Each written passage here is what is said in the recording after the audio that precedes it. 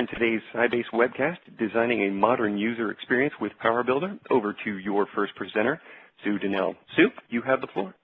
Thanks, and welcome, everyone. Thank you for attending today's webcast. I'm Sue Donnell, the Product Manager for PowerBuilder, and I'll be hosting today's presentation, which features PowerBuilder developer extraordinaire, Ronnie Poe. I have gotten to know Ronnie during some visits we made to the Orange County User Group. And during one of these meetings, Ronnie showed me one of his applications, and I thought, this is really cool.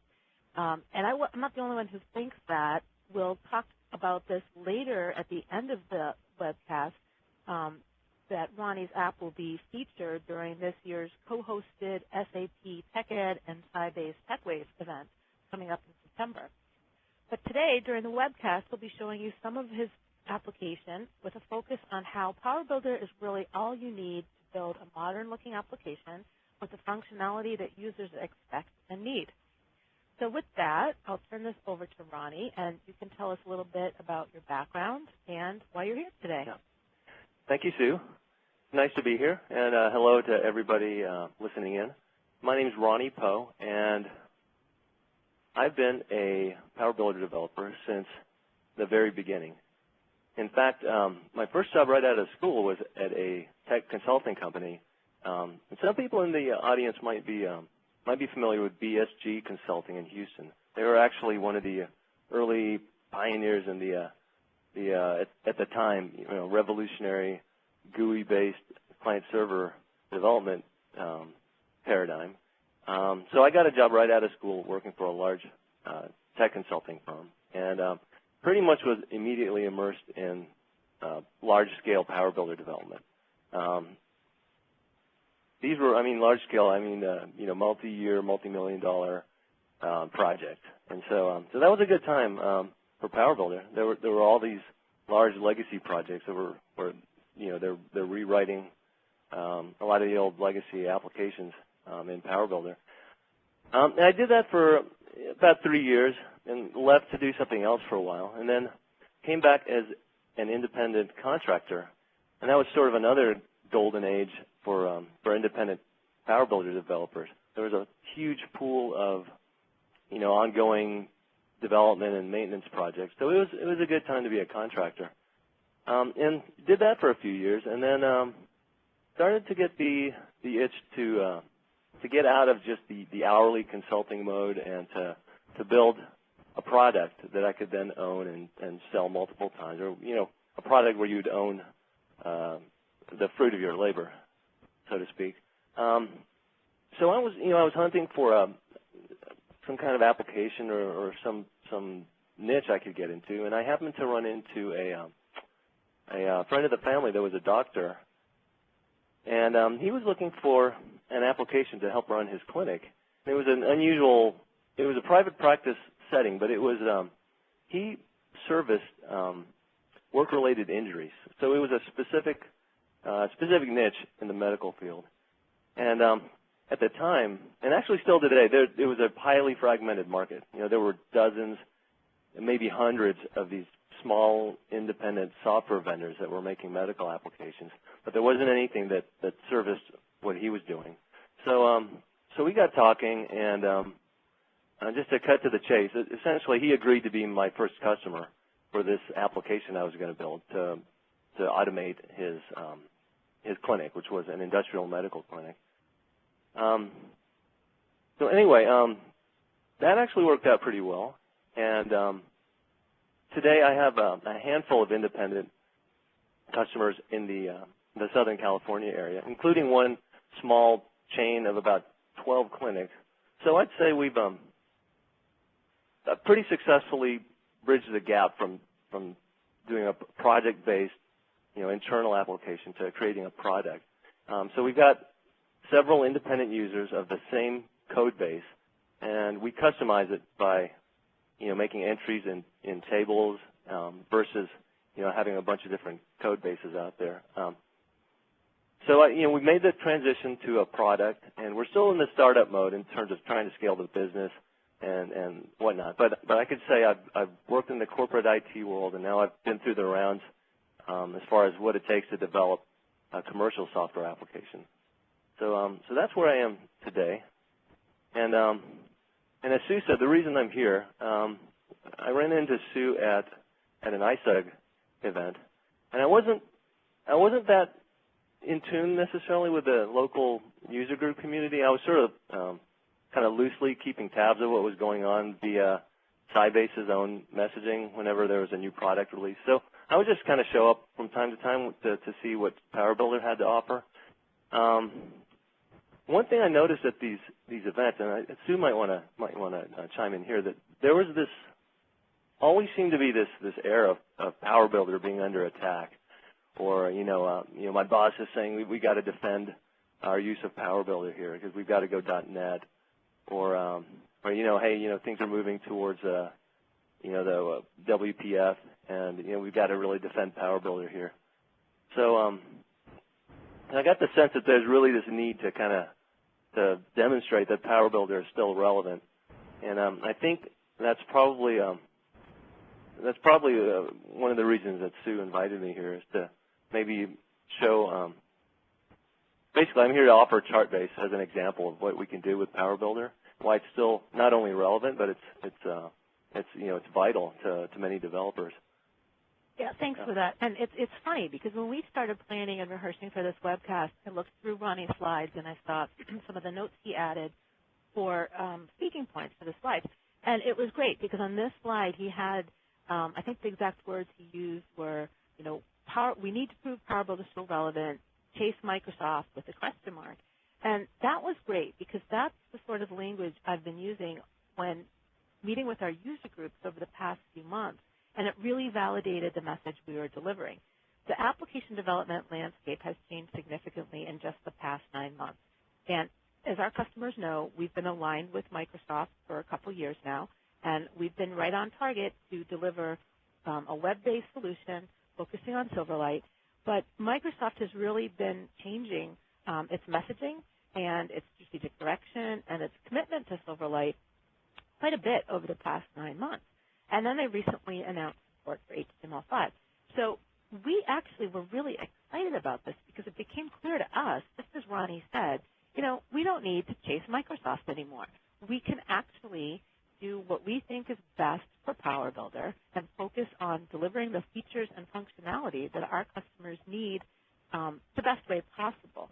I still think it makes sense to have been aligned with one of the two major standards for development. The .NET framework is a major standard, and we have a lot of credibility with that, and you can build .NET applications. You can also share what you build with .NET developers, and you can also consume what .NET developers build. So we're really excited that the messaging that we're thinking about really resonated with what Ronnie wanted to say as well. And I just wanted to make one more note about our user groups. Over the past 2 years, we've been trying to visit each user group about every 6 months, and we recently changed the format of our presentations. So we host small groups, medium groups, and large groups because we want to make sure that we're hearing from all segments of our customer base and giving them a voice. And so our presentations now involve a technical segment, a roadmap segment, and a future segment, and then it's followed by a roundtable discussion where we can really get into some key issues. And for customers who have some confidentiality issues, they can have one-on-one sessions with us to discuss, some of their needs and issues. And at TechWave this year, our marketing director, Lisa Hopkins, will be presenting a session on how to create and support a successful user group in your community. So I hope people attend this and can figure out ways to help each other and help grow or even revitalize a group in your area. So thanks for handing it off to me, and I'll let you continue, Ronnie, and talk a little bit more about why you're here, and then continue on with your presentation. Thank you, Sue. I will add, I don't know who pays for the food, but that's always a nice touch at these ISAC events. Food always helps. I agree. We're developers, so all I need is a pot of coffee and a box of Thin Mints. Food and a T-shirt. Yeah, but the food is always more than what's expected. So, all right, so let me jump in. So Chartbase. Chartbase, just by way of background, is a medical practice management application that focuses on industrial medical clinics. So what that means is We do the appointment scheduling, the billing, the workers' comp paperwork, electronic medical records for clinics that treat industrial injuries. This was written in PowerBuilder 11.5 and it uses SQL Anywhere 11 on the back end. What we were trying to do here was we weren't necessarily trying to go beyond the PowerBuilder look. Right? We just wanted to create a finished commercial application that goes beyond what our customers were expecting, certainly beyond what they were used to. And so we didn't want PowerBuilder to leave its footprints in the look of the final product. Not to hide PowerBuilder, but you don't want to look like I want to say homemade, but that's not really the right word. You don't want to look like a tutorial project. You want to look like a finished commercial product. So in that sense, we were trying to go beyond the typical PowerBuilder look. So that begs the question: what is the PowerBuilder look?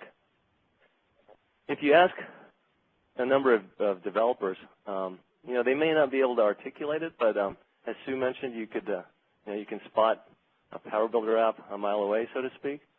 So what I did was I went on Google and just did some searching and tried to pull some screenshots of commercial PowerBuilder applications. And these weren't I didn't select these, to make the point. I didn't pick and choose. I just found whatever I could find that was PowerBuilder and just grabbed the screenshot. So here we go. Let's page through some of these. And this should be pretty familiar looking to most people in the audience.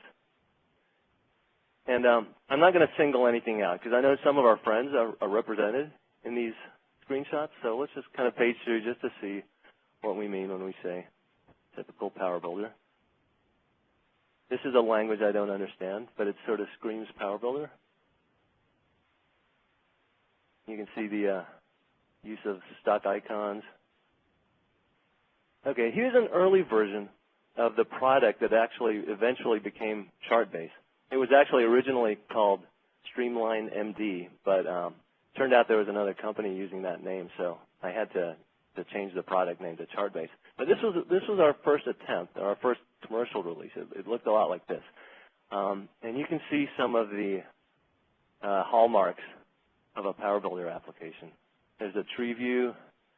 When the PFC hit the mainstream, it launched 1,000 tree views, and we were among them. So there was a tree view for navigation. You notice a bunch of sheets, a lot of master detail type of situations where you query a list and double-click it and launch a sheet. That sheet has some detail. Maybe you double-click a line on that, and that launches another sheet. So there's a lot of these, a lot of sheets, a lot of tree views, a lot of tabs.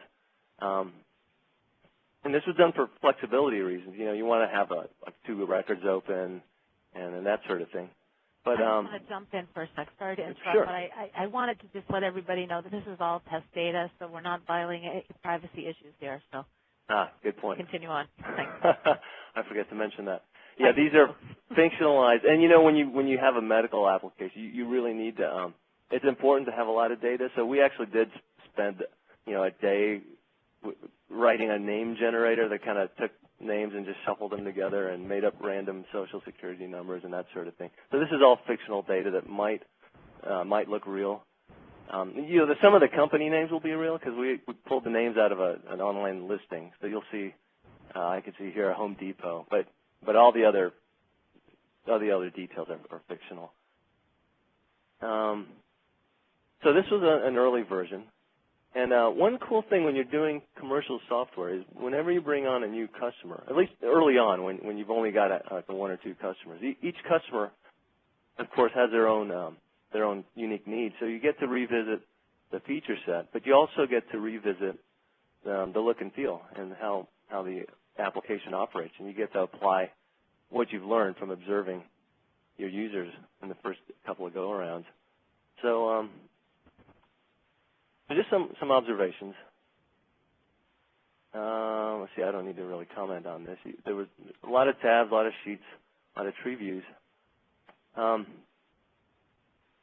so these are things that developers like, and even some technically proficient end users. They like things that are flexible. You know, as a developer, when we saw tree views, you know, I thought, hey, this is great. You know, you can show hierarchical data, you can lay it all out, you can collapse it to get it out of the way. But what I found was tree views are just not intuitive to the end user. They work okay as a you know, as a filing metaphor maybe, but as a navigational tool, it just doesn't quite resonate. And you'll notice that a lot of end users don't distinguish between a single and a double click. So you've got to code around that. You've got to develop an application that kind of is forgiving in terms of that sort of stuff. And tree views were just cause a lot of confusion. So just some more observations. When you're working closely with end users, you want to know what it is they're trying to accomplish. You want to know the purpose behind what they're trying to do, and not necessarily just automate the task at hand. And I always like to say this analogy where if you go to a factory and there's a guy there and his job is to join these two pieces of wood with nails, and if that's all you knew, you might try to design a better hammer or a faster nail driver or something, you know, along that line. But if you dig deeper, you might realize that what the company really does is build furniture. And if you really wanted to automate that, you might even, you know, you might eliminate nails altogether. And so, you know, you would take a different approach if you dig a little deeper. So go beyond just automating the task at hand. And so you have to make your design serve the purpose, not necessarily serve the task. And I always like to say this, you know, don't ask users what they want. So this is a joke. I rigged up this window, but, you know, every developer who's worked closely with end users has probably a story where there's some screen in some application has a button in the middle of the screen that does some random thing because some end user said, hey, can't I have a button here that does this? So, you know, the design of your application is your responsibility. It's not the user's job to design the app. There's this great quote by Henry Ford. Everyone who's worked closely with end users will, you know, this resonates with them.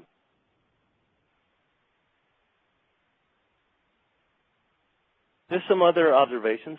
Having worked in large kind of internal applications in the corporate world versus, you know, working as an independent developer of a product. In the corporate world, if there's a usability issue or if you notice that a particular user or maybe a particular population of users is making a common mistake or there's a pattern to the way they're misusing the application, a lot of times you'll dismiss that as a training issue. And you may even, you know, retrain the whole, you know, accounting department because, you know, they're making this certain type of mistake. That software is a little hard to use. This is a training issue. When you're designing your own product, there's no such thing as a training issue. If there's a usability problem with your application, then you've got a design issue. So as a developer, you've got to really be aware of what the needs are. And again, it's the developer's responsibility to design a good application. It's not the user's responsibility.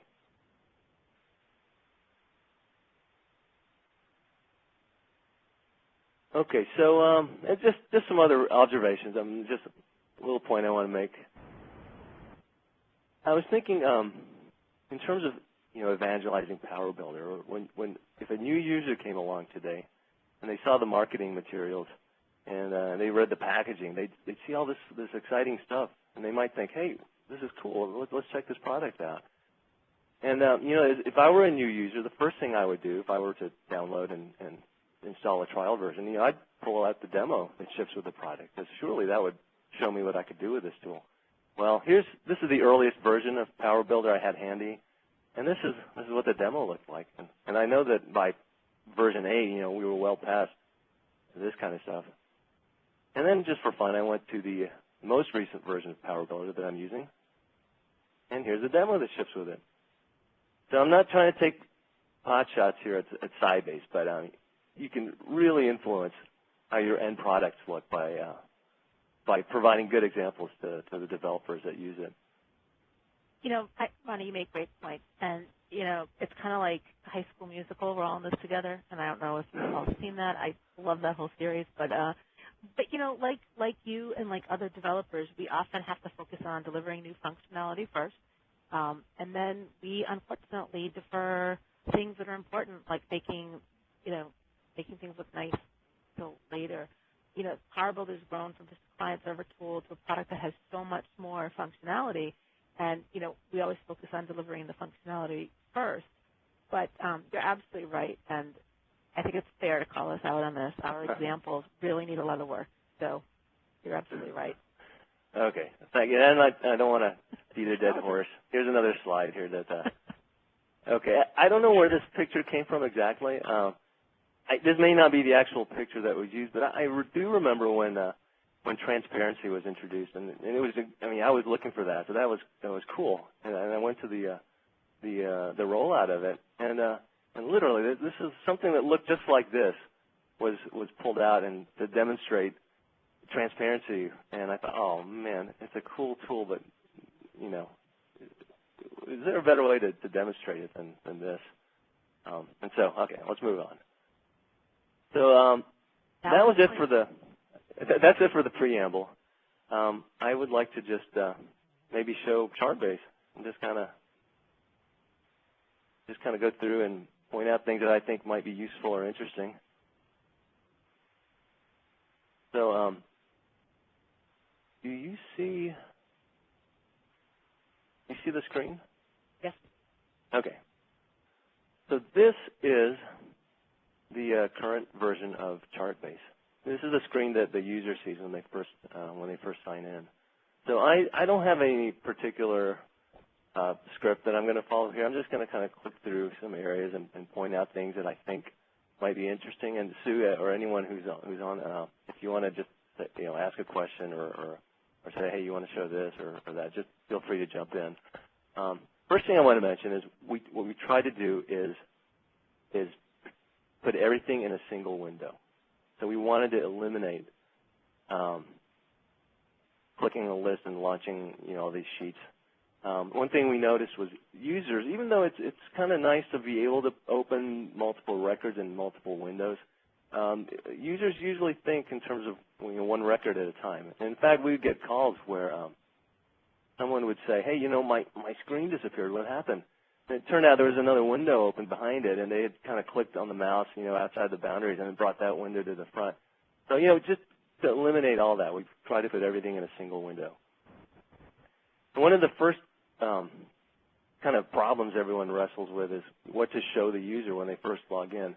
And a lot of times you'll see a screen that's almost like a kiosk. It's got these 4 large buttons or something, and you click on one, and it takes them to a certain part of the application. I try to kind of accomplish the same thing by having this navigation bar across the top. So the whole application is driven at the highest level by clicking on one of these links. And what I found is that users were trained well by using the internet to navigate this way. So it's sort of a tab-based navigation where the whole app is presented, as tabs. And these aren't actually tabs. This was actually implemented slightly differently, but this is functionally equivalent to having tabs across the top of the screen. For those who might be curious, this is actually a data window, and it's presented in NUP. So this is 1, 2, 3, 4, 5, 6, 7, is that 8, 9? No, did I miscount? 1, 2, 3, 4, 5, 6, 7, 8. So this is a 9UP data window, but it's actually dynamic. So this is retrieving from a menu table, and it's building this thing dynamically. And the advantage to using a data window is that all your logic, when you click on a new link, you can code all that in the row focus changed event. So this is the top level navigation. I'm just going to click in and show how what we went through to keep everything in one window. So if I query a patient name, and again these are fictional names. Normally what I would have done, or in the previous version of this, if I find a patient and and double-click it or launch it, it would open up another sheet. But here, instead, I'm opening a tab. And you'd notice inside the tab, this would be as if it were in its own window. It's got its own sub-level of navigation.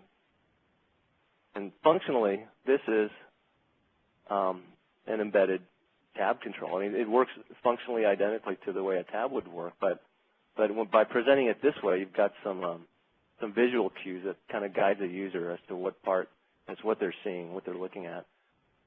Now the relationship here, I got a patient. I'm looking at a particular patient's chart, and a single patient may have multiple cases, like a case you could think of as a distinct work-related injury. So I might have one patient that has had a handful of accidents over the past, 20 years. So this patient has 4 cases. And again, in my previous design, I would have had this as a list. At the top level chart, I would see a list of patient cases, and I would click it to launch the case in its own window. But here, I'm presenting it as choices in a drop-down. In this scenario, only one case tends to be the active one at a given time. So by putting that one at the top and showing it by default, that's almost always the right thing to show. In the case where you need to navigate back, you would just pick it from a drop-down, and it repopulates the rest of the screen. Again, so a single case, let's just illustrate some master detail. So I have a case here. Each case has a series of encounter dates or visit dates associated with it, and each data visit has an associated set of data that goes with that. So again, rather than launching another window with the details of that visit, I'm providing a navigator link here where by clicking among different dates, I just refresh everything on this side of the screen. And you'll notice I offer the different ways to group these dates of visit. You can group it by the doctor, or you can group it strictly by date. And you'll notice, so this is a tab within the window. That tab has a navigator, which is functionally the same as a nested tab, but visually looks different. Within that tab, there's another detail selection going on, and then within that, there are these tabs, which is another level of detail. So there's a lot of master detail, master detail, master detail down. But we worked really hard to present it in a way that doesn't confuse the user and makes it really easy to jump around. So if I needed to quickly jump into a different patient's record, I could do that, and that patient opens up in its own tab, and the user doesn't lose the fact that there's another record open on the screen. There's no windows obscuring other windows. I know with the well, I should point out, I guess it should be obvious, but this is built using PowerBuilder Classic, of course. The newer versions of PowerBuilder do away, or the .NET releases do away with the whole MDI concept. So these would open as tabs even if you open them as sheets. But this was designed actually. This was actually designed using PowerBuilder 8. But so here we are launching records in individual tabs. I can jump back to the view of the clinics or my home screen, and when I come back, there are the patients whose records are open. So Ronnie, I just want to ask you, which features, which PowerBuilder features that you found to be the most useful or valuable when building your applications? Data windows. There's just, you can do anything with them. This is a data window, this navigator. The other features, I guess it's just a collection. All the tools are useful, so everything is pretty straightforward in terms of how to develop it. But as far as PowerBuilder features that I think are unique to PowerBuilder, it really is the fact that you can control everything using data windows. Let me point out. So this is a data window. And an advantage to having a data-driven menuing system is that it makes it very easy to set up users and permission levels. You can just flip a bit in the configuration table, and certain users wouldn't see certain of these. Now, let me point out here too. It's kind of beside the point. These were meant to be temporary icons that I slipped in as placeholders, and never got around to replacing them. So just thought I'd mention that. Can I jump in? Somebody Sure. wanted to know how you got the blue highlighting behind the row focus indicator. The blue highlighting on this screen? I'm guessing it was on the indicator on the left. On the left. I think this one? I think it was the icon. I don't know if I think it was Chris and Rose. You could just pop That's right. that This is John Straw. They had indicated what you had called verbally the navigator. So this. I assume that means this. Yes. Yeah. You know what? That's just that's the Windows row focus change color, or row focus indicator color. So in this case, I'm just letting Windows pick the color. There are other cases where I actually create my own highlight.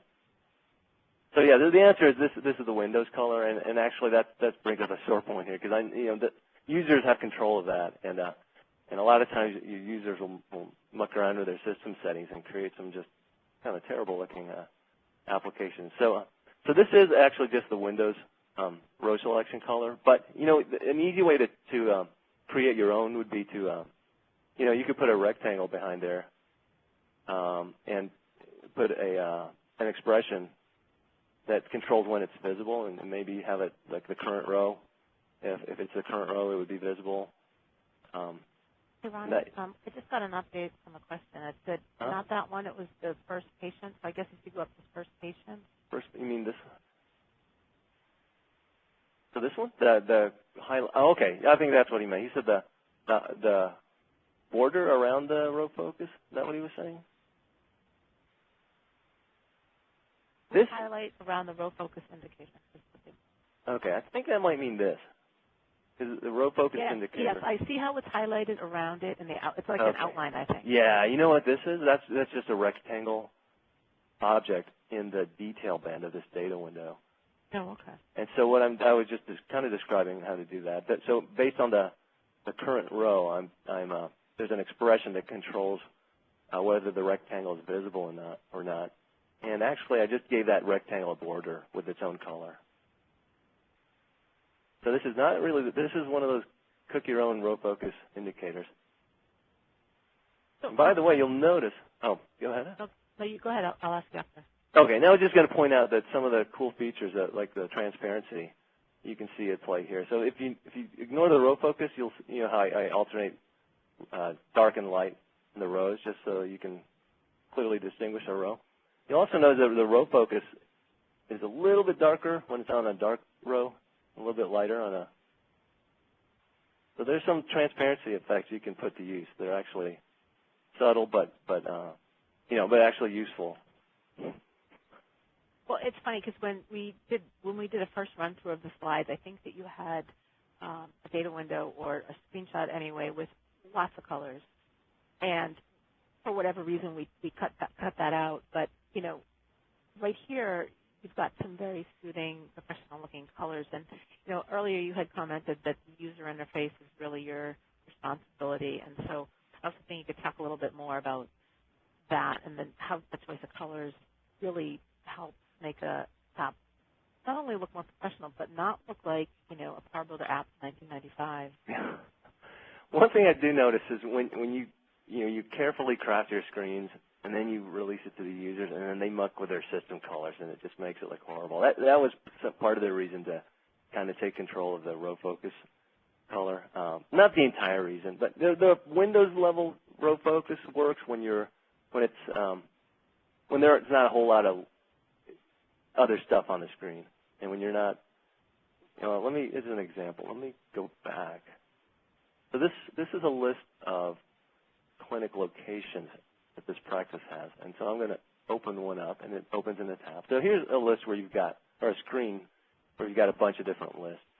So Sue,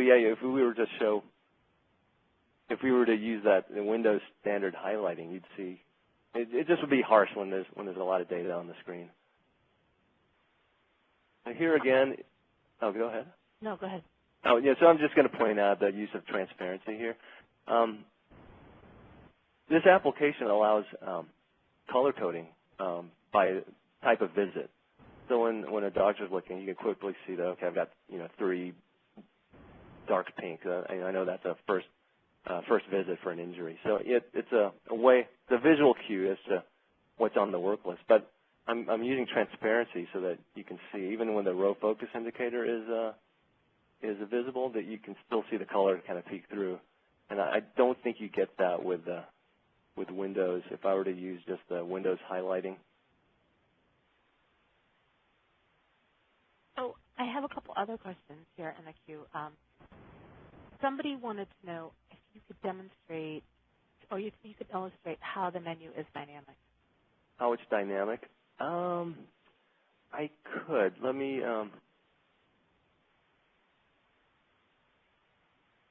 It's a little. Well, there's another configuration screen. Let me do this. You're going to have to bear with it. There's a ugly. This is a legacy screen. Right now I don't have a way into the. Actually, no, it's not. As a matter of fact, this is John Strano jumping in, Ronnie and Sue. We are at about 45 minutes past the top of the hour.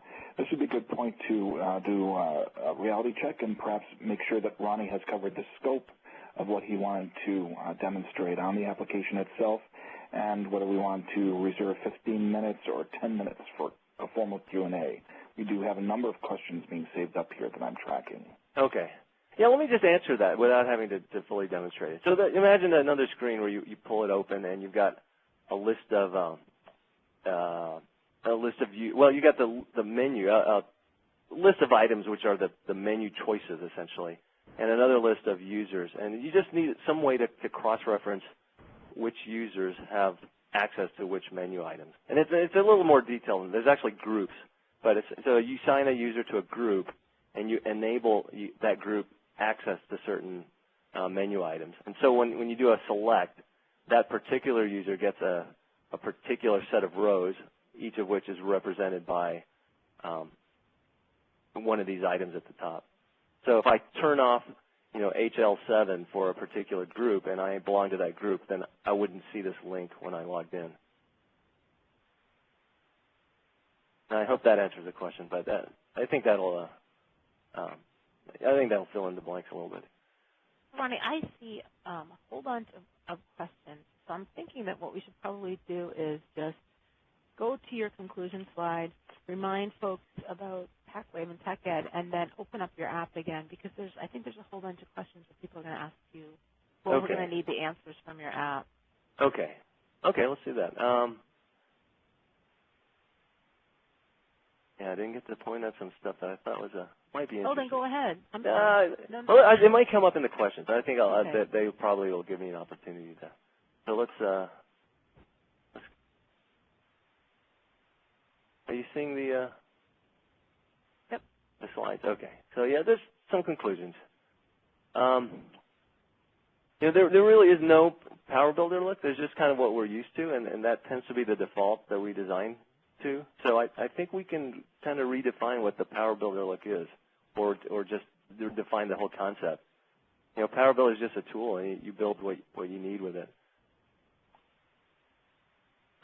Everyone can help, and that means, as developers, we can take a little bit of extra effort to really care about what it is we're doing. And I know there's a lot of times where, especially in large-scale projects, where it really doesn't matter how it looks or works. You just need to get it done and move on. But there are times when you do care about what you're doing, and if you take a little extra time to understand what it is you're trying to accomplish, I think you can create some great stuff. Yeah, a little extra effort lets you go beyond. With Power Builder, everything is we always hear this, but it is fast and easy, and you can pretty much with very limited resources do a lot of you can go beyond what your users are expecting. And so I think I'm hoping that I helped illustrate how Power Builder is not only relevant, but it can be, it's vital, and it's a vital tool for its developers. And that was, yeah, that was pretty much it. Well, I didn't mean to cut you off. I think we should go back definitely and go back to some of the other features that you wanted to highlight. I'll ask a few of the questions, and in case they don't cover those areas, you can just feel free to jump ahead Sure. to them. And I also wanted to mention to folks that TechWave this year will be held September 12th through 16 at Las Vegas Venetian Hotel. And I think I mentioned earlier that Ronnie's app has been chosen to participate in the SAP Demo Jam. So we're really excited about that, and we're going to have all the PowerBuilder folks, Team Sybase, our MVPs, our customers, our employees, go and cheer him on because we want him to win because PowerBuilder's the best. So let me just go back. Yeah. There's a bunch of customers asking about whether or not you use PFC for your application. So yes. It up again. Okay. Yes, this is a PFC. It's actually an older version of PFC. It's and I didn't grab the latest whenever I would migrate because there's so much extension that I built my own application layer, and so I think I'm using whatever shipped with version 6 or 6.5, and whenever I upgrade PowerBuilder, I would just migrate my own copy of the PFC and plus my extension. So yeah, this is PFC, heavily PFC based, and there's quite a bit of custom extensions on top of that. There's another question to see if you tried to test migrate your application to WinForm or WPF, and I think that during our discussion, one of the points we were making is, well, why? You don't really need to. So yeah. I wanted you to sort of elaborate on that. Well, there's no demand. I mean, when you're doing your own product, your customers, at least in this segment, and so I can't speak for other segments, but in healthcare, the clients, at least in this specific segment, there's been no demand for web-based solutions. In fact, most of the competitors are still client server, at least the ones that I've gone up against. So yeah, no, there's never been a need to migrate this. And there's been no demand from the customer side. And as a developer, I wouldn't choose to take on that expense. I might do it just for fun to see what would happen and what it would do. But when you've got limited resources, I'm not going to devote any significant time to doing that just to do it. If there was demand for it, or if I were building some new, like a new side application or something from scratch, I might go that direction just for the flexibility. But yeah, as far as this app, it's built in Classic, and it'll probably stay in Classic.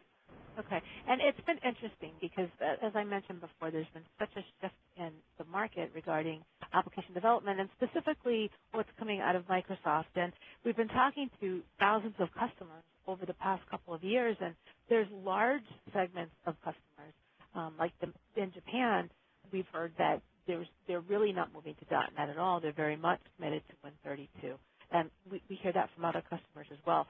I still think that there's validity in supporting the .NET framework and being aligned with a standard platform. But if you don't need it, then you really don't need it. And I think, again, as you pointed out, PowerBuilder is all about getting the job done quickly and the best way you can. So another question that's come up a couple of times is, do you use third-party controls for your scheduling in your application? Third-party controls? No. This is all 100% pure PowerBuilder. And let me actually click. Can I go to the screen? The scheduling. No, this is actually. I guess I could reveal what's going on here. This is an NUP data window. I've heard people ask at some of the prior presentations. I've heard mumbling, what's NUP for? But here's a good use of it. So these are these are 3 doctors, and you'll notice there's a list here. And it's a dynamic NUP. So if I decide, or maybe I work at a location where, where Buzz Tutley doesn't work, so I can turn him off just by deselecting him. So by clicking a doctor's name, I'm doing some back-end magic, and then presenting that as an NUP data window with those particular doctors' schedules. This, again, is like magic of data windows. Here's a split scroll, so I can see the time slots always visible. You notice this is there's no data here because this is I have to go back in time if we want to see. Let's see. There aren't even any. Oh, there's one there's one appointment. So there's cool stuff. So this is PowerBuilder. So here's how you'd schedule a patient. Normally, when you're